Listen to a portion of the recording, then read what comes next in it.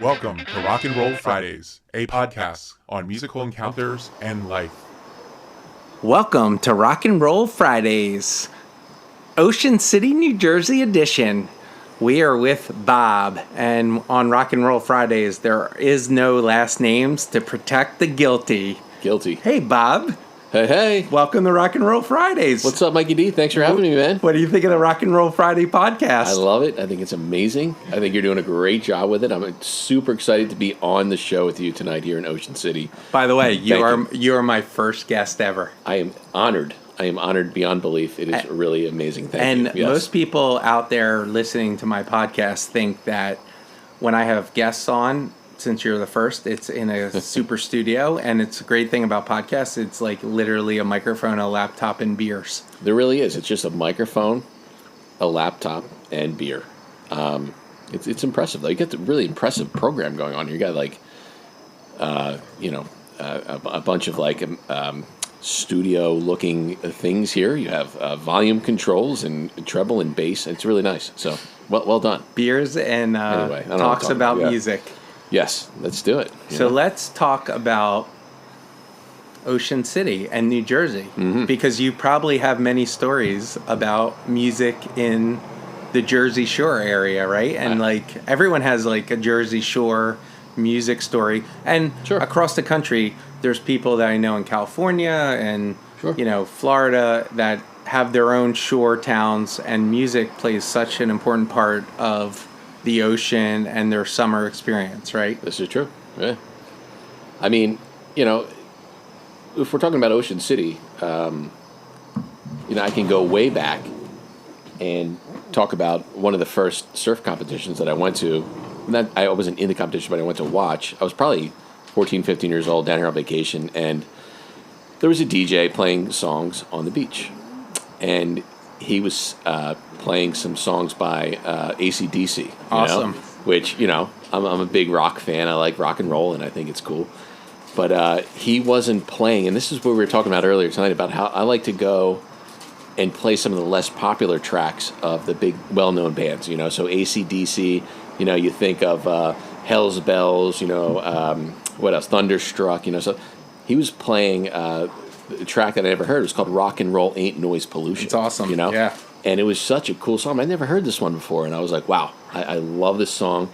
And honestly, like, I don't know if that was the impetus for me going forward, but like, I always like to try to find like a little bit like the B-sides of albums, of bands, and try to find that it's not quite as popular. It's not the mainstream stuff that everybody listens to, and I seem to like those songs better for some reason. Yeah, also when you find the bands that you love or like, and then you find what those bands listen to, that's what's cool. Like, you start to discover, like, oh, my favorite band listens to this artist, or they were influenced by this artist. Like, that's what's great about finding music. And it's like, and even down here in the Jersey Shore, it's like there's local bands, there's local artists, and it's like when you find out who they're listening to and influenced by, that's what makes it even more awesome. And with the internet today and Spotify and YouTube, you can Google and find out, like, oh, the bassist in that band played on this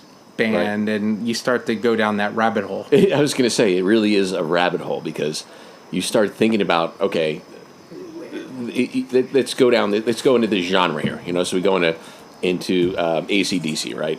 And then you drift into, like, Kiss or something like that, and then next thing you know, you're into Joan Jett and the Blackhearts, or Foreigner. Like 80s rock, like stuff that you listen to when you're a kid, stuff that I used to listen to with my cousins, my older cousins, lifting weights in the basement of their house in Cherry Hill, and it got you pumped up and stuff, and that was the stuff we listened to as kids, and a bunch of other stuff too, but and then as a 46-year-old, kind of old guy, you think back to that stuff, and it's cool. And what I think's cool is also trying to find, like, what are some of, like, the newer bands, the newer sounds that are coming out that sort of emulate some of that older stuff, and I think everything is cyclical, whether it's music or fashion. Some of those older sounds kind of regenerate in newer stuff. Yeah, and also Black Keys. White Stripes. Stuff like that's pretty cool. That I think. And I think you have kids, but also I remember living down the shore.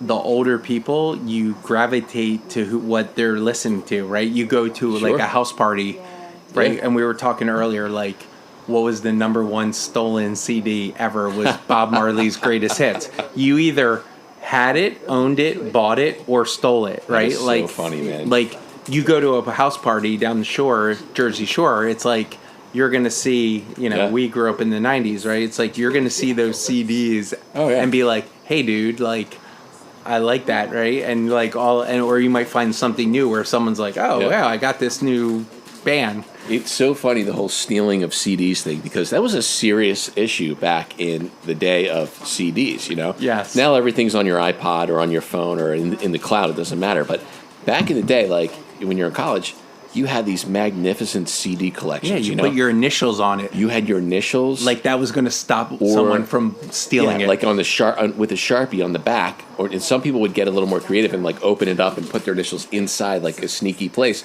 So if you stole it, they could open it up and be like, dude, this is my CD, Yeah. But you only put your initials on there so you could go to someone else's party to be like, hey, fucker, you stole my CD. Right? There was no like Absolutely. CD police. Yeah. You were like, Yeah. hey, I'm going to go to your party and I know that you stole my Bob Marley Greatest you Hits. had these big parties, right? And you had these huge CD collections, 200-300 CDs. You had this little suitcase for your CDs, that you unzipped and it had like 40 or 50. You had like 4 or 5 of those puppies and you carried them around with you, right? And like, Suitcase. I don't know if I ever told you now, like I used to DJ when I was in college, and I lost a lot of CDs, and I wrote my name on them and stuff, and then they would walk away and disappear, But yeah, I mean, it was important that you had your CDs and you That kept is your so CDs. true. The suitcase. A little Some suitcase. people had a briefcase. Yeah. Some people had like an Yeah. overnight bag, and there were dudes that Oh, would yeah. really roll in with like, Yeah, here's my. Remember the yeah. like 6 CDs on a page. Oh yeah. Well, you would take the CDs out and stick them in the little pocket, and then take the cover out of the plastic. I preferred to keep them all together in the plastic cases, so I had these big boxes that had like slots for the whole plastic case to go into, So I had the full thing. But yeah, no, it was wild times in college, man. The CD thefting that was going on, it was intense.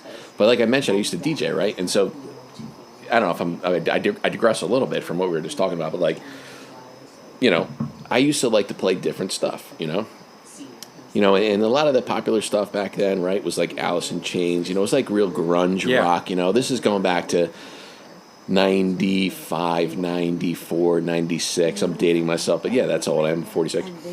But like everybody was into Pearl Jam. Now, I'm sorry if you weren't a Pearl Jam guy, but like I just never really loved Pearl Jam, And it was so funny because I would never play Pearl Jam at any of these parties, right? And everybody would come up, play some Pearl Jam, right? And so finally I'd be like, all right, fine, and I'd play like Even Flow or whatever.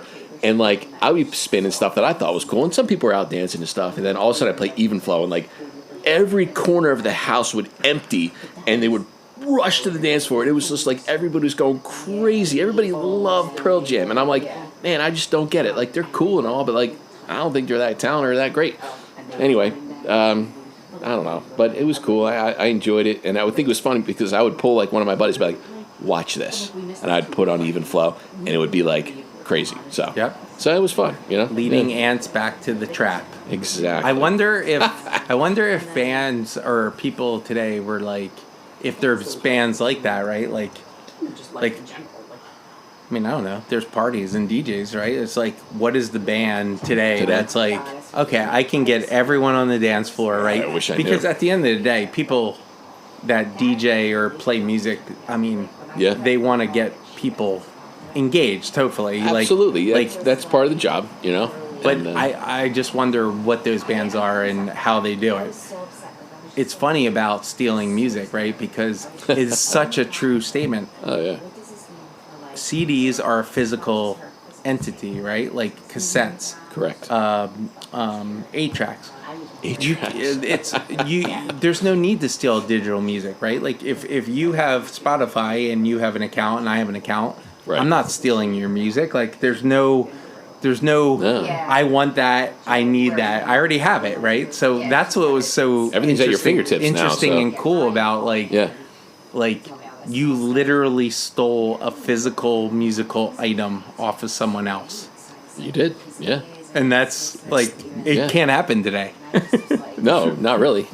It can't happen at all, you know? Can't happen at all, right? No, It's, no, everything's in the cloud. Everything's In the on your cl- phone. It's cool and all. It's just different. You know, we were talking about this earlier today that when we used to go down to North Carolina back in the day, my dad would rent a house for us, my mom and dad. This is when I was in my teenage years, so that's going back even further to like 92 and previous to that. Mm-hmm. And man, we still had cassette tapes, man, you know, back then.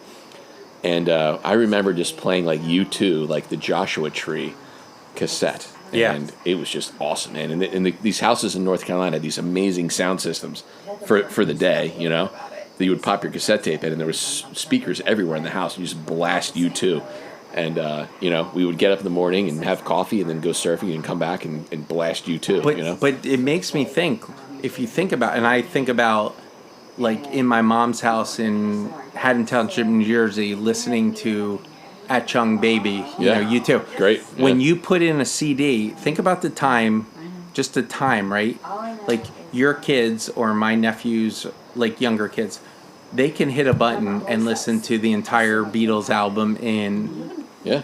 10 minutes, right? Sure. Whatever. Whatever, yeah. We had to get the CD, physically walk, put it into a, right, think about Into it. a device, We, you know, we like a- took the yeah. time. So the amount of time to listen to a piece of music, and even thinking back in the day, like Bach, right? And back in the Yeah, day. Like, yeah. Like the way back, amount of like time classical. matters to engage in music, right? So I think about, Sure. I mean, I used to weirdly take showers and listen to like U2, right? So I would put the the CD in the player while I was taking a shower. I was like, I don't know, 15, 16. Not worried about that. Like, but there was no other music I could listen to, right? Because it was one CD in one CD player. Right. You know what I mean? Right. You Like, gotta listen like to I have to the listen whole to the whole album. From the first song to whenever, Right, and whenever it your took shower's about- done. Yeah. It still takes time. It took about 20 seconds. You'd have to take the CD Yeah. out and put in another CD. Yeah. So like your mindset was, I'm thinking about what music to choose. Right. Where nowadays, very quickly you can scan on your Right. phone or whatever. And I Right, think right. that's an important factor. Like think about people that listen, like my father, your father, listen to albums. Yeah. The time it took to go get an album, put it Like onto a- the like record vinyl, player, like record, yeah, vinyl, yeah. like that process of time, I think really matters, and I Yeah. think it's interesting that Yeah. just like you were doing tonight, like you played 7 songs Right. that you just scanned your phone. Yeah. Right. Think about if you had a vinyl collection, right, or Oh, yeah. You gotta- a CD collection. Sure. Yeah. Got to, you know, kind of thumb through it and figure out what you want to listen to. Take it out of the sleeve, put it on, you know, drop that needle down into the right, you know, track. Because what's cool about albums is you can kind of see those little grooves, you know.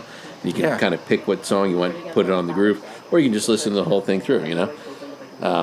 Yeah, I mean that's not lost on me because when I was a kid, right, my dad had the record player, you Yeah. know, and he had the Who and the Rolling Stones and the Beatles on this old record player. It was actually a pretty good system for the day, you know, with speakers and stuff in our house in Cherry Hill.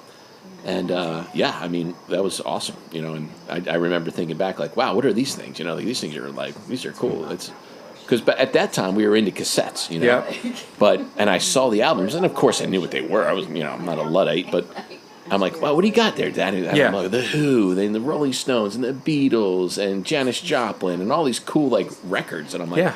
Dad, you know what you're talking about, man. So that was like a revelation for me to find out my dad actually knew about music, and he was actually cool with music. Yes. And he was very smart with music, Right. and And good taste in music. You know, the cool It's thing about music is that no matter when you discover a band or artist, it's always the first time, right? So, and Yeah, that's a good I point, say David. like, so I discovered really truly discovered Bob Dylan through my buddy Dave in Avalon, New Jersey, when I was like 20 years old. He was like, you got to listen to this. And it was mind blowing, right? So that was the first time. It's the same as someone in 1965 listening to Bob Dylan for the first time that was like, oh my God, this is an amazing artist. And also the same as younger kids today listening to Pearl Jam, maybe. Like, whatever music blows your mind for that first time, it's amazing. So it doesn't matter what period or year it occurs. Like, it doesn't matter that Bob Dylan, you know, is 80 years old. Like, you know what?